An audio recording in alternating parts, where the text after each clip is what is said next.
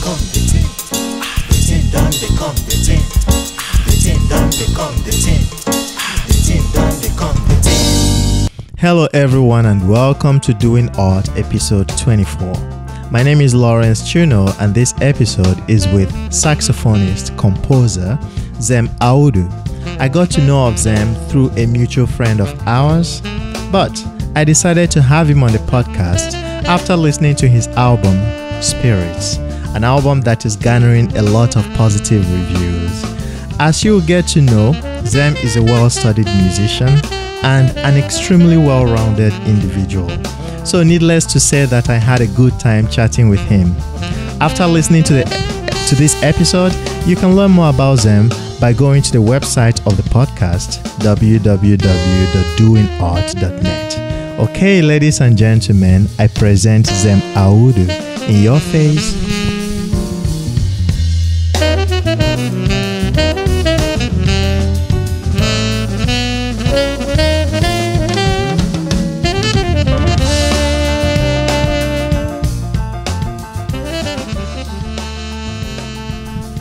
All right, Zem Audu, welcome to Doing Art.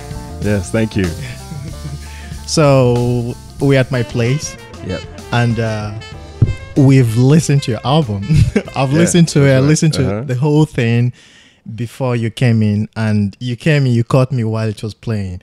So we listened to it together. And I must say, I'm really, really impressed. I'm not impressed because I didn't believe you would be able to make such a great album.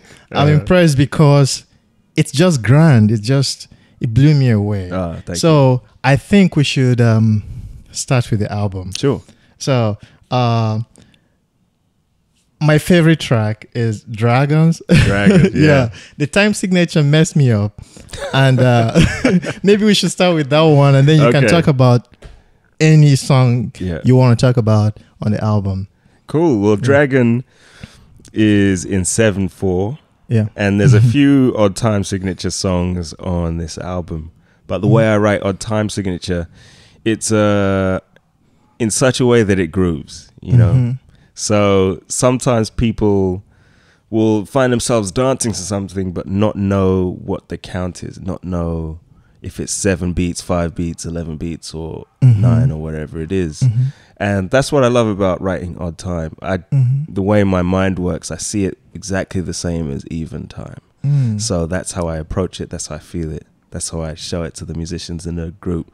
And these guys in the band really know how to deliver odd times and make the pocket strong and make the vibe right. That's always what I'm going for, the vibe, the feeling, the pocket, so we can communicate more than just notes. We can communicate emotions, expressions, feelings, things that are even hard to describe almost, you know.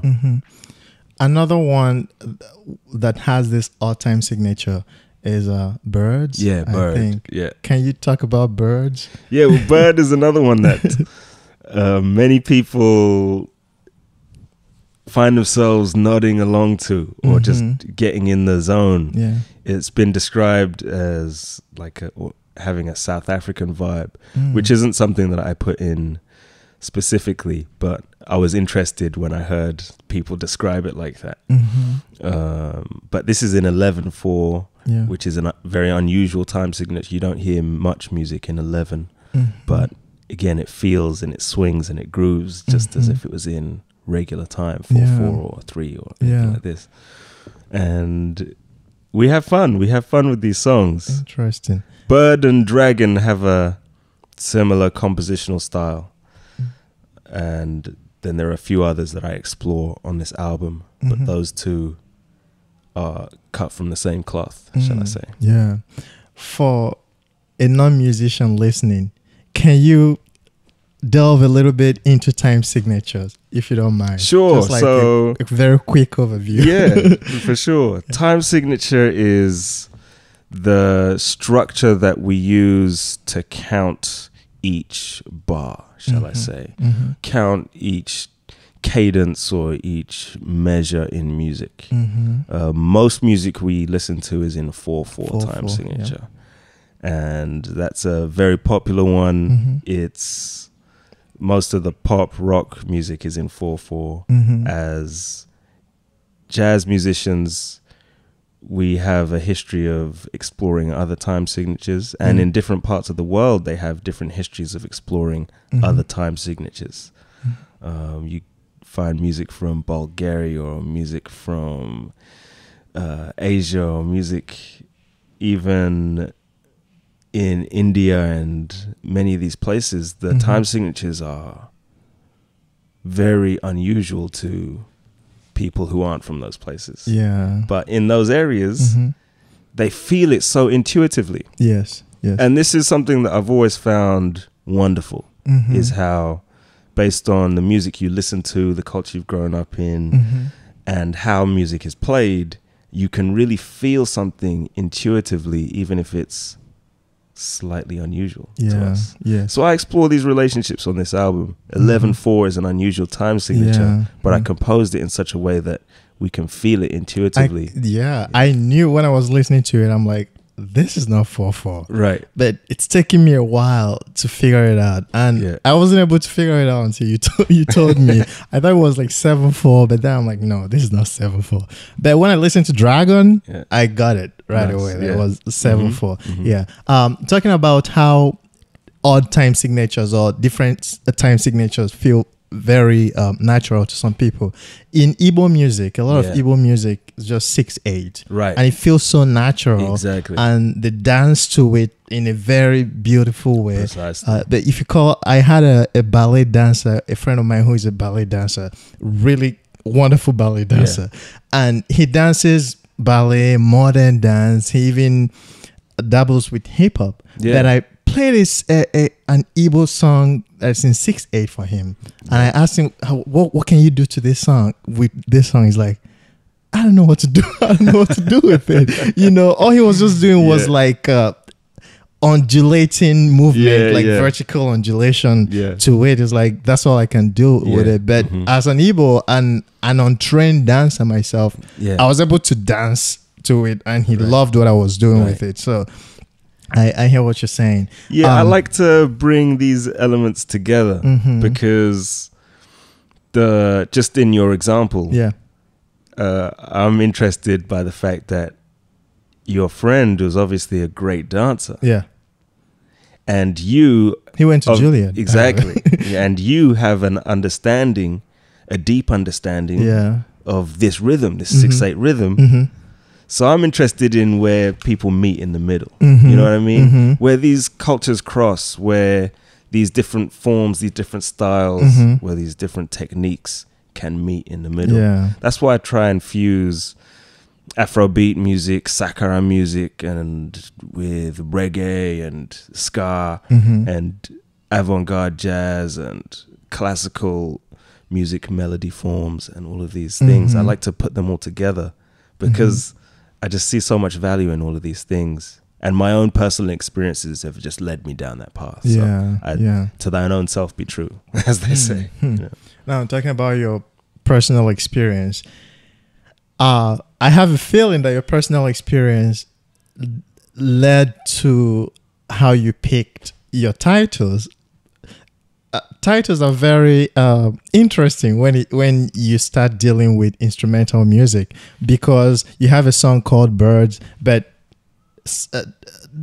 I don't know why it's called Birds. You know, that I could make up my own reason why somebody would call such a song, would call that song Birds. What would that reason be? I don't know yet. You're still making it up. I'm still making it up. I want to take some time and just enjoy the song and then figure out a meaning for myself. It could be for myself. It could be a meaning I would never get to tell you. By the way. Fine. Okay. Why this song is called Birds. But you have very interesting, very nice words and nice titles. Birds, dragons, muso, spirits. I like muso. It means woman in Bambara. Right. Yeah. Right. Right? Yeah, I mean, it has many different meanings. Oh, okay. And it also has some colloquial meanings. Okay. Yeah. So people can pick their own. Yeah, okay. Yeah. So how do you choose your titles? How I choose my titles is is more intuitive. It's perhaps more symbolic than literal. Especially because abstract music and instrumental music isn't bound so tightly by the need to have a linear narrative meaning, like a poem or a song text or something like this. So with abstract music, we're free to explore things that are almost indescribable. And people are also free to hear what it is that is inside them, that is waiting to come out. So even if I play something and I have something within me as the composer that I am communicating, I'm very aware that the effect in someone else is for them to determine. It's we meet in the middle. So I bring something, and I can bring a simple example is I can bring a song which is just really jamming and happy and just uplifting, and people will pick up on those emotions and those senses. But the deep experience of the music, what the song is actually about for them, when you peel the layers, they bring that to the song. You know, the song's a vehicle for them. So I respect that. I love that about music, instrumental music. So when I title my songs, they often tend to be simple titles that can convey part of an intention. Neon Nights. We're talking about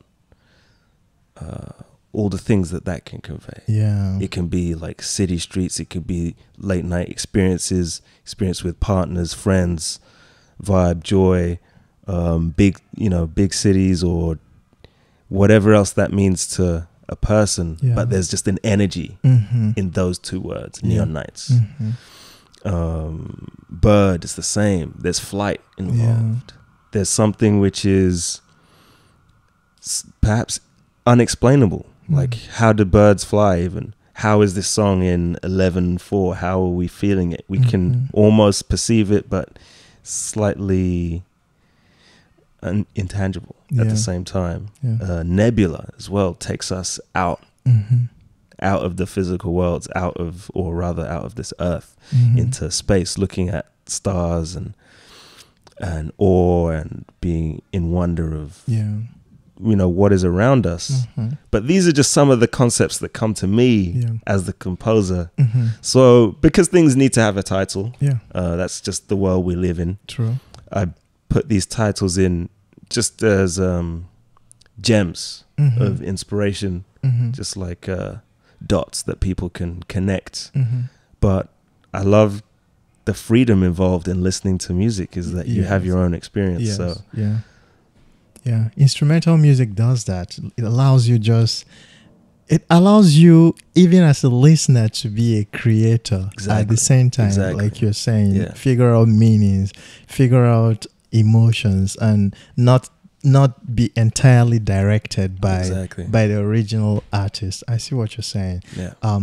So is there any reason why you didn't have how many tracks do you have on the album? 11. Okay. Is there any reason why you didn't have a vocalist in any of them? There's no specific reason other than this is what I do. You know what I mean? True. I've worked with many great vocalists, but there's something to be said for, just as I said before, to thine own self be true, just doing what it is that you do really well. So I focus on instrumental music. There are times in my career when I focus on vocal music for different projects, write songs, and but for this, you write lyrics? Songs and lyrics.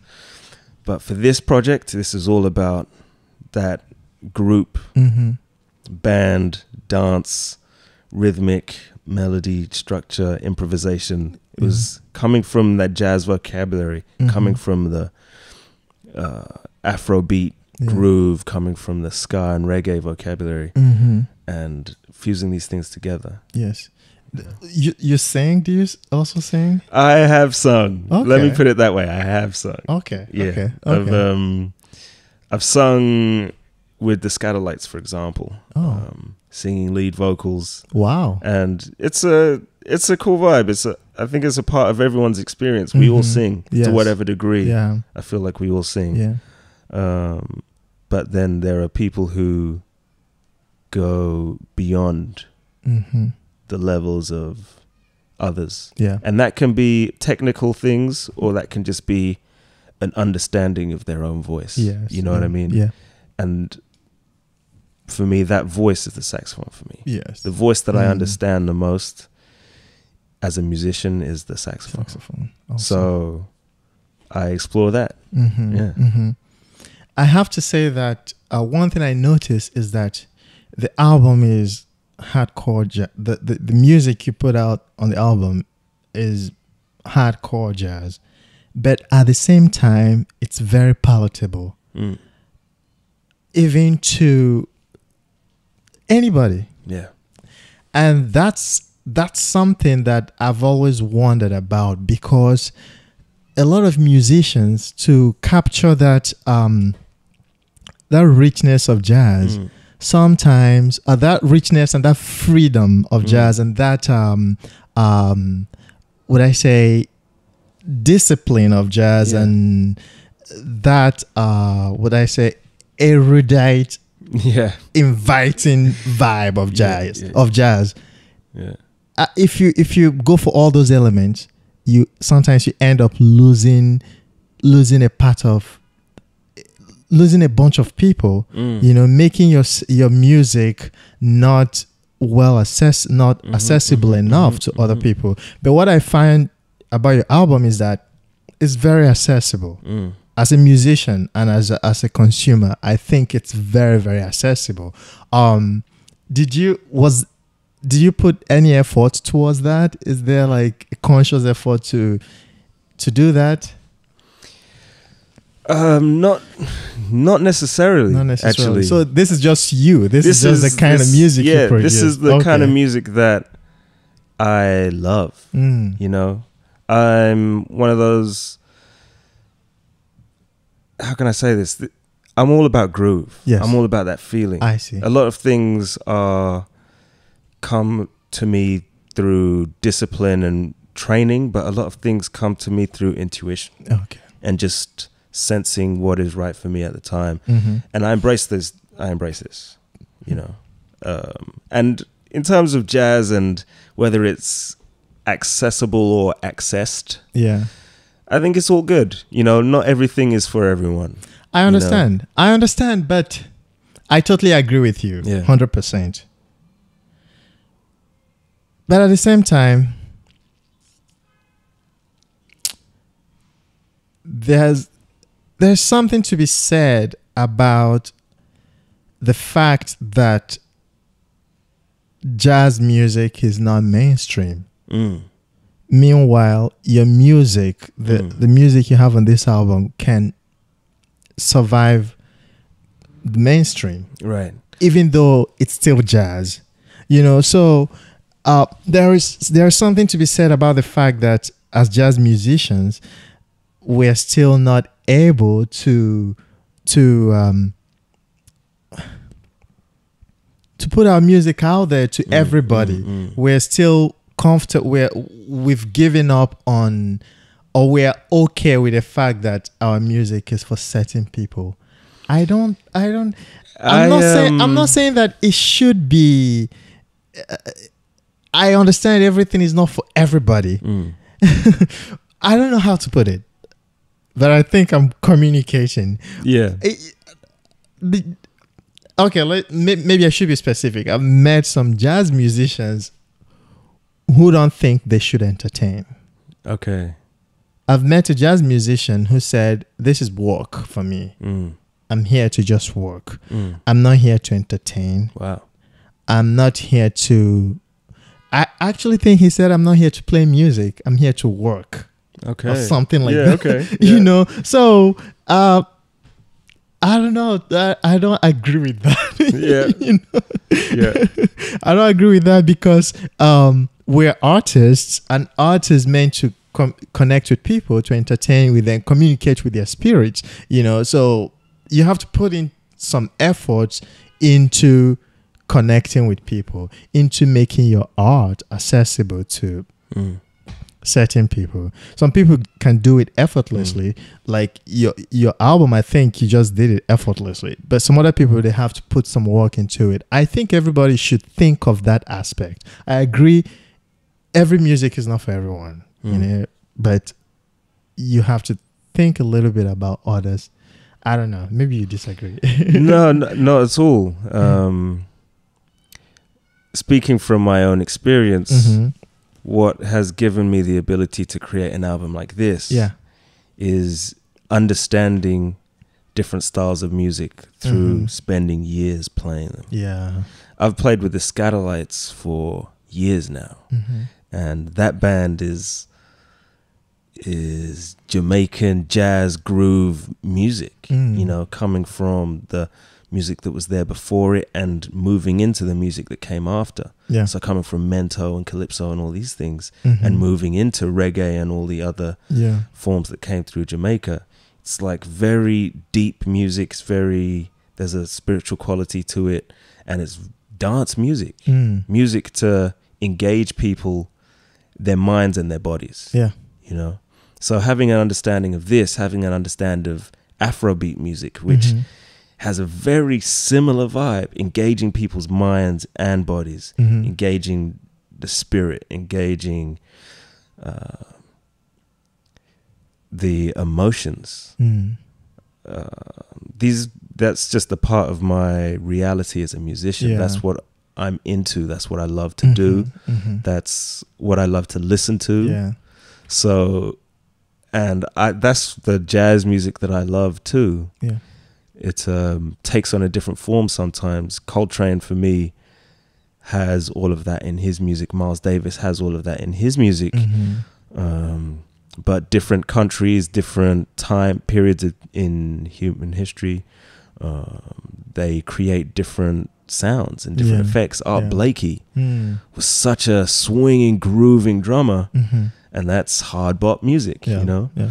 So it's just, you pick the elements that inspire you the most as a creator. Yes. You get to choose what it is that you do. And I always choose to do the things that interest me the most. Awesome. And whether it's mainstream or not isn't necessarily the I guess mainstream would be the wrong word for me to have used. But I mean, it's a clear word. I clearly understand what you're saying.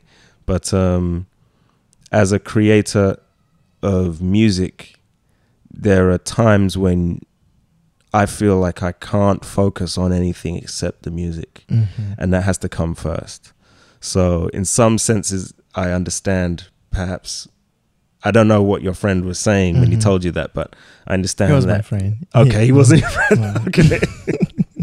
Well, I'll leave him out of this then. But I understand that there are times when I just have to focus on the music and just get this out to the best of my ability, and just to be really true to the sound I'm hearing inwardly and express that outwardly. And anything else is a distraction. Yes. Any other thoughts are a distraction. And then once that's done, then how I present it is another issue. And then you're talking about doing the song justice, doing the project justice, the musicians doing all of that justice so that it can reach all the people who would really like it. That's the goal of putting it out there in like the mainstream music community, is just so that the people who would love this music, they can find it and they can access it and enjoy and dance and vibe and share it with their friends, I noticed that you didn't use any upright bass in any. There's of the upright songs. bass, yeah, there is on let me see, there's upright bass on Bird, and there's upright bass yes Arcade okay as well. Okay. But I lean heavily on electric bass okay. because I love that sound. Okay. I love it. Okay. The directness, the tone quality, the groove. I'm a big fan of many electric bass players in different genres of music. Okay. I feel like it's such an anchor Yeah. for a band sound and for compositions is bass. So I was lucky that I know such a great bass player, Ben Williams. Okay. And Ben Williams. yeah, Did he yeah. play on? Yeah, he's the bass bassist player your album? Yeah, he's playing electric and upright. He's Awesome! Wow. yeah, he's a very versatile musician. So yeah. That's great. Mhm. I've seen him play, yeah, and I think I've listened to his album. yeah, Can't remember. he's a band leader in his own right. Yeah. Very great band Yeah. leader. And he's played with a lot of people. Yeah, he's Different played people. with a lot of people. Yeah. Yeah. Let's go back to the beginning. Yeah. I mean, I know a little bit about you now, but Yeah. I could still dig out more. Sure. Yeah. So, when did you pick interest in music? Oh, let's do this. Where are you from? Okay. So I was born in Benin City in Nigeria. Okay. And a few years later, when I was still a kid, I moved to London. Mm-hmm. And I lived between London and Kent for many years. And then as an adult, I moved to New York. And I've been in New York for 7 or 8 years now. Okay. Awesome. So, when did you develop interest in music? The interest in music was always there. Okay. I remember playing guitar because we had instruments in the house. I remember playing nice. guitar when I was maybe 5 years old and 6, 7, teaching myself classical guitar and reading Nice. finger picking books and just understanding Awesome. guitar and music, trying to play the songs I heard on TV. Mm-hmm. And then the piano came later. That was when I was getting into music theory and just understanding, breaking down the chords and the scales and which chord went to which and which songs, how the songs moved, how the compositions were formed, the different forms you had, ABA, AABA, all these kinds of things. Just that's what I was interested in as a kid. Yeah. I was always looking and searching for some kind of understanding in music, but it wasn't like a serious thing at that stage. It was just my interest. Instead of playing video games, I would do that. And then the saxophone came next, and that was like a turning point for me. That's when it did become more serious. Okay. And that was when I was around 13 or so. And I had that's when I started having lessons. I had a teacher, Randolph Colville was my first saxophone teacher.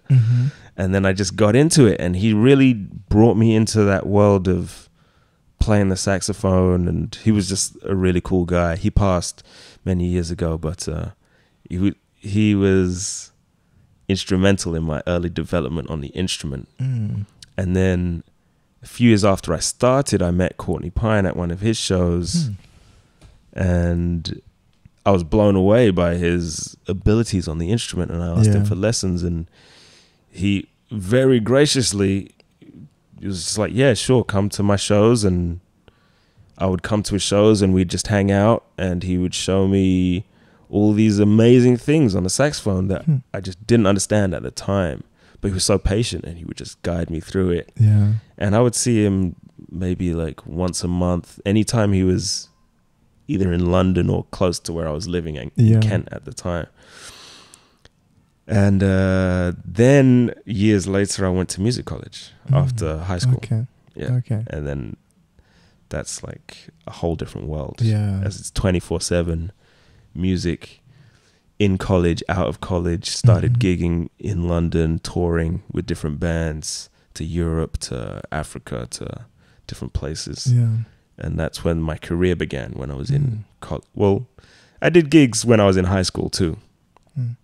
I had a few regular gigs. Yeah. So I've always been a musician, Oh, but awesome. it picked up and started to take off. I was recording on people's projects and touring when I was in high school, college.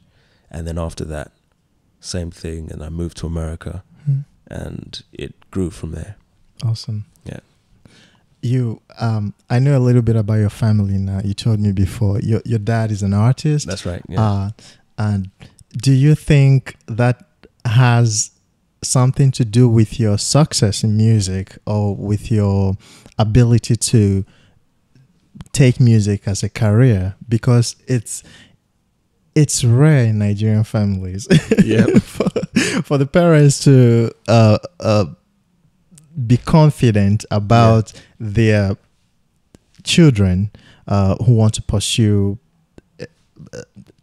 career in the arts. You know, they would rather have you do something in become a doctor or a lawyer, an engineer, or a professor, but not an artist, a painter, a musician. Exactly. So how did your dad being an artist definitely has something to do with it, but your mom is not an artist. Well, she's an artist too. Okay. She studied art. Okay. And she also studied education, and then eventually got her doctorate in education. Okay. So art is just in the family. Yes. And so is academics too. Yes. They kind of always went hand in hand. We would always be encouraged to, you know, play music, paint, dance, do all of this stuff. But we also had to get really high grades in school too. Not had to, but we were encouraged to, and we were helped to. So there was always a discipline in whatever we did. Yeah. In music, there was a discipline. In art, there's a discipline. In academics, there's a discipline. In whatever it is, and having parents that understand that it is a discipline in both sides, and that understand that whatever you learn in one field, even if the subject itself doesn't transfer to another, but the attitudes and the discipline and the mindset can translate to another, of course, meant that they were very supportive and encouraging. So I'm grateful for that support, because we all need that, you know. And I have friends who couldn't get that support from family, so they would get it from their community. Yes. You know, a friend of mine, he moved out of his house when he was having troubles with his parents not understanding him wanting to be a musician, and he moved in with an elder musician on the scene, and he was like the support system through that to help him have a wonderful career, you know, and he did. And if for those who are out there who are doing things on their own without support, you know, that's more power to them, because it takes a lot to stick with your convictions. Yes. If people aren't really supporting you. So I'm grateful for the support that I had, especially from my parents, and especially because they knew. My dad had done this, and he's a very successful artist. So he's been on this journey of what it means to be a professional artist. So there was no guesswork or uncertainty. They knew that if I wanted to pursue this, I could. You could. And you could make a living out of it. Yeah. Because that's the one thing that a lot of parents, Nigerian parents, don't understand. They just see art as a hobby, you know, that you should grow out of. Yeah, well, to many people it is a hobby. And maybe that's why sometimes there can be a little bit of tension involved. Yeah. Is because some people, their hobby is, you know, physics. But those people are fewer than the people whose hobbies are music and art. So the fact that so many people do this as a hobby, can make it seem like, can cast doubt in people's eyes as to how serious you are about something. But definitely. For those of us who are out there who know that this is our life, and who know that we have a strong desire to do something really well, and we have something in us to express, we know that there's no alternative, really. Definitely. You know, so we do the best we can, and I'm grateful for all the opportunities that I've had, because I'm very aware that not everyone makes a living in music. So to be doing so, I'm grateful. I'm happy to do so. I'm happy to share the music and tour and go through the process of touring, because that's a different ball game altogether. Yeah, yeah. It's quite a different ball game, and it's quite different from recording in the studio and doing all those things. You were telling me before how you enjoy recording, creating for other people, and you talked about how you made your album. You did everything, and you were able to get a label, right, to partner with or to back you up. And it's rare these days. Do you want to talk more about that, like say to somebody listening who wants to do what you did, you did, because what you did is very rare. Like I said, you did the whole thing, and you presented it to a label, and you were able to get signed, and they're partnering with you, and it's doing well now. So can you say a few things, or maybe advise sure, it's out there, other unsigned artists out there? It is a journey, and it's a process. So you explore your immediate circle, and as that circle gets bigger, you keep exploring the circle that you're in. So the contacts that you have, usually you can find your way through, you can navigate. But in terms of recording and doing it yourself, that was something that was important to me. And then when I had everything together, it made it a lot easier for the label to then assist me in going to the next step and putting this out and take on the deal and us to sign contracts, because everything was already clear and established. So it was, it becomes more of a relationship and a partnership. And that for me is the kind of thing that I want to get into. I don't necessarily want to put in a lot of work into something and then hand it to someone else. That's not really how I think about business or music. But forming relationships with people, that's something that I'm into. That's something that I love. But that means as an artist, I have to take more responsibility, and I have to bring something to the table. Just like as a label, they have to bring something to the table and take responsibility for their side of things. So I'm grateful to be working with these guys. They're doing a wonderful job. Everyone involved in this project, publicists, labels, DL Media and Origin, for those who wanted to know the specifics. Amazing people that I'm working with. So I'm really grateful to just be in partnership with these guys. You just said a few things, but two words stood out: artist and responsibility. Do you think artists have a responsibility beyond what they present as an artist? In other words, do you think they should strive for more societal impact? Say they should take part in movements, or they should always, do you think an artist should always have a higher goal for his music in terms of impacting the society? That's a great question. Do you think that they should be responsible? I'm just asking. People are they're who they are. Yes. You know what I mean? Yeah. I don't think it's wise to try and be someone you're not.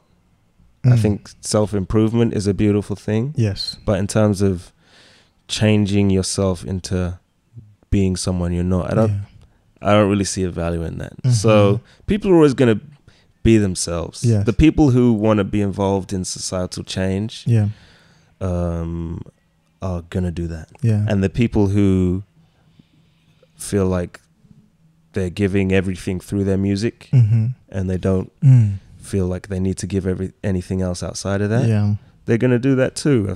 You know, the music is what it is, and it usually speaks for itself. Some of the songs that have impacted people the most may not have been designed to do that. You know what I mean? We can't always control how things work in the real Yes, world. yes. All we could do is do your best Yes. at it, you know. And if your best is music, then Yeah. you do your best in music. If your best is leading people into political or societal change, then you lend your voice to that, you know, Definitely. wherever your strengths lie, Mhm, really. mhm. As for responsibility, I guess if you take a responsibility, then you've taken it. Yes. Yeah. But I hear you. yeah, Yeah, I agree with you. So let's kind of round it up with with something maybe fun. Yeah. Do you listen to Nigerian music? yeah, I do. Yeah. All right. So, Flavor or Wizkid?